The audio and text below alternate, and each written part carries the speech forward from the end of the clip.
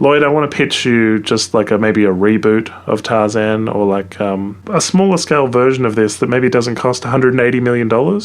So you got to focus on the whole Tarzan as a mythical in the jungle type that they aren't sure about. You know, he's in the wind, he's superhuman, he's throwing his voice, you know, you're hearing his call in the distance. He's going to be their enemy until he isn't, through a romance with Jane.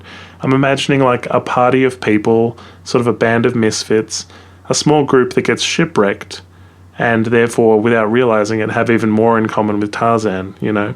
This party of people, maybe one of them can be after diamonds, but that doesn't need to be the central story. It's so large, the whole diamond part of this. We don't need to go to London or have any of these maps and backstories. This group is basically Survivor, the show, you know. The diamonds can even be there through happenstance. And so we have this Survivor-style camp with various characters, and they have their own internal struggles, you know. One of them can be killed, and they can blame Tarzan for it when in fact, as later we will learn, there's a villain within their midst.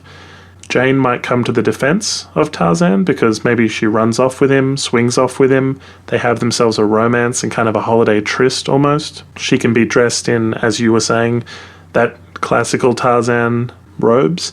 And the fact that she'd be swinging on a vine with him is kind of reminds me of the scene where, you know, a superhero like Superman would fly up into the clouds with Lois Lane and kind of take them into their world, you know, or fly over the oceans with them. So the swinging would have been like a real introduction to Tarzan's life and world. What I'm thinking is the film would definitely have romance and probably have some sex, unlike this film, but the third act is all cards on the table and the real villain gets exposed among the group. And you kind of have it start with a shipwreck and end with kind of a rescue. And then if Jane is leaving on that ship at the end and they're looking longingly at each other, you know, that sets up your sequel. Is it just a fling in the jungle, or is it more? You know, can she love this animal who's more animal than man, or how human is he? Is he more human than he knows?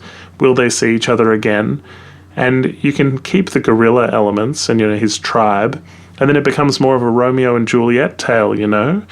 You know, have Tarzan save her from a CGI lion or tiger, and you've got yourself a better movie than this, I think. It can sort of just take place in the jungle and maybe be kind of, as I said, less than $180 million. What do you reckon? Well, as long as you got that showdown that's in this movie, and it's just that showdown, like the climactic moment is the big, massive fight scene between Chief Mbonga, I guess, if he's the villain that reveals himself, I'm in. Well, that was your favourite bit. I'm getting that. yeah, that was my favourite bit. But like, as long as you got a climactic moment as good as that, I'm in.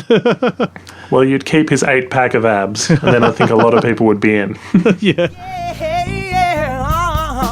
Thanks for watching. If you like what you see, please hit the subscribe button. Like us on Facebook and follow us on Twitter. Check out our podcast at www.podmeifyoucan.com.